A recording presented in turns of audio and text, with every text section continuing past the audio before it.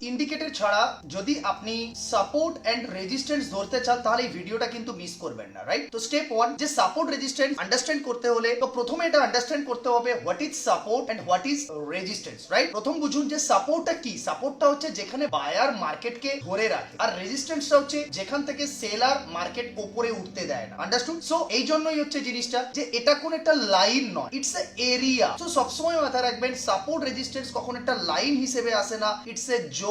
এটা হলো একটা কি জোন হিসেবে আসে সবসময়। প্রথম ক্লিয়ারিটি এটা থাকা দরকার। স্টেপ নাম্বার 2, সো যে সবসময় মাথায় রাখবেন হায়ার টাইম ফ্রেমে সাপোর্ট রেজিস্ট্যান্স এর কথা, রাইট? সো কেন হায়ার টাইম ফ্রেমের কথা? যে লোয়ার টাইম ফ্রেমে যাওয়ার আগে এই যে ডেইলির সাপোর্ট, আওয়ারলির সাপোর্ট বা 15 মিনিটের যে সমস্ত সাপোর্ট বা রেজিস্ট্যান্স গুলো হয় তারা কিন্তু মার্কেটের খুব এফেক্টিভ এরিয়াতে কাজ করে। সো বিগার পিকচার, এই বিগার পিকচারটাকে জানা কিন্তু আমাদের খুব দরকার স্মলার টাইম ফ্রেমে ট্রেড করার আগে। সেকেন্ড থিং, এটা সবসময় মাথায় রাখতে হবে। স্টেপ 3 তে আমরা দেখবো যে প্রথমে আপনাকে দেখতে হবে স্ট্রং রিজেকশনস এরিয়াগুলো কোনখানে রয়েছে। তো সেই রিজেকশনস এরিয়াগুলো কে কে আইডেন্টিফাই করায়? লং উইক, মানে অনেকটা উপর থেকে, যেটাকে আমরা কি বলি এইচপিআর, লং উইক রয়েছে, রাইট? এরকম ভাবে ক্যান্ডেল, তো স্ট্রং রেজিস্ট্যান্স এরিয়াকে বোঝায়। তারপরে রয়েছে শার্প রিভার্সাল, যদি কোনো উপর থেকে শার্প মার্কেট রিভার্সাল হয়ে পড়ে গেছে, right? That is also a strong rejection area. And another thing, multiple time market একটা জায়গা থেকে পেরোতে পারে। তো এই জায়গাগুলো দেখে আমরা স্ট্রং রিজেকশন এরিয়াটাকে আইডেন্টিফাই করতে পারি। ফোর্থ থিং আমরা দেখবো,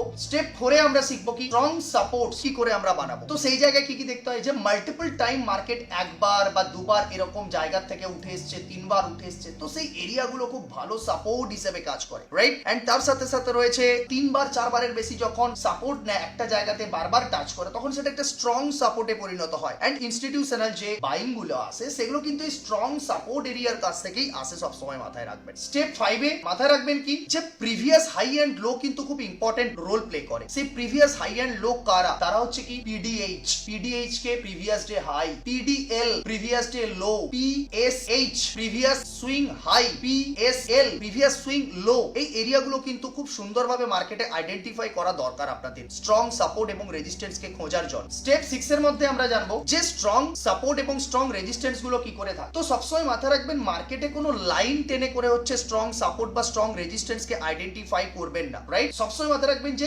একটা স্ট্রং সাপোর্ট বা রেজিস্ট্যান্স কে আইডেন্টিফাই করতে গেলে তার একটা বডি আর বা উইক সবটাকেই কিন্তু কভার করতে হবে। এবার এই বডি আর উইক কে যদি কভার করতে চাই একটা লাইন দিয়ে কিন্তু সেটা কভার হবে না, তার জন্য কিন্তু আমাদের চাই জোন। তো তোমাকে সবসময় মাথায় রাখতে হবে যে স্ট্রং রেজিস্ট্যান্স বা স্ট্রং সাপোর্ট এরিয়াতে আমাদেরকে কিন্তু এই লাইন টানা কাজ কারবার চলবে না, আমাদেরকে কিন্তু জোন বানিয়ে করে সঠিক এরিয়াকে আইডেন্টিফাই করতে হবে। কারণ আরেকটা জিনিসও মাথায় রাখবেন, মার্কেট এরিয়াকে রেসপেক্ট করে, কোনো লাইনকে নয়, রাইট? স্টেপ নাম্বার 7 এটা মাথায় রাখবেন যে প্রত্যেকটা সাপোর্ট বা রেজিস্ট্যান্স তারা কিন্তু একটা ডাইনামিক পার্ট হয়। তো সাপোর্ট ব্রেক, যখন কোনো সাপোর্ট ব্রেক হয়ে যায় ওটা তখন রেজিস্ট্যান্স হিসেবে কাজ করে, আর যখন রেজিস্ট্যান্স ব্রেক হয়ে যায় তখন সেটা সাপোর্ট হিসেবে কাজ করে আবার, রাইট? তো এটা সবসময় মাথায় রাখতে হবে যে এদের রোল চেঞ্জেস হয়ে যায়, সাপোর্ট কখনো রেজিস্ট্যান্স হয়ে যাচ্ছে, রেজিস্ট্যান্স কখনো সাপোর্ট হয়ে যাচ্ছে। সো ডাইনামিক কেসে স্টেপ নাম্বার 8 এ মাথায় রাখবেন যে কোনো চার্টে, ধরুন চার্ট এরকম ভাবে এইভাবে রয়েছে, কোনো তার মিডিলে কোথাও আপনি জোন ফোন ড্র করে বসে আছেন, রাইট? আর এখান থেকে আপনি কোনো ট্রেড প্ল্যান করছেন সঠিক সাপোর্ট রেজিস্ট্যান্স দেখে। তো এটা মাথায় রাখবেন কোনো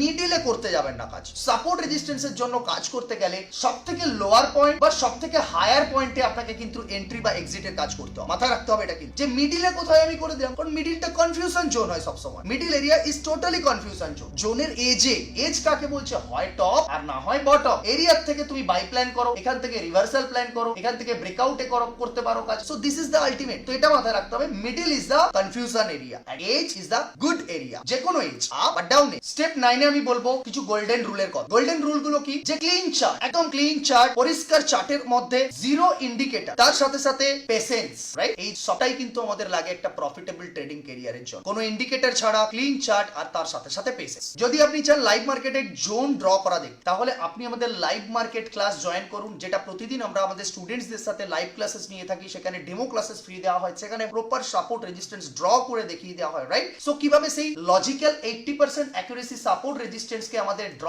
করতে হয় তা জানতে হলে আপনাকে জয়েন করতে হবে আমাদের লাইভ ক্লাসে। সো এরকম আরো রিল দেখার জন্য রেইনবুলকে ফলো করুন, সাবস্ক্রাইব করুন। Thank you and by.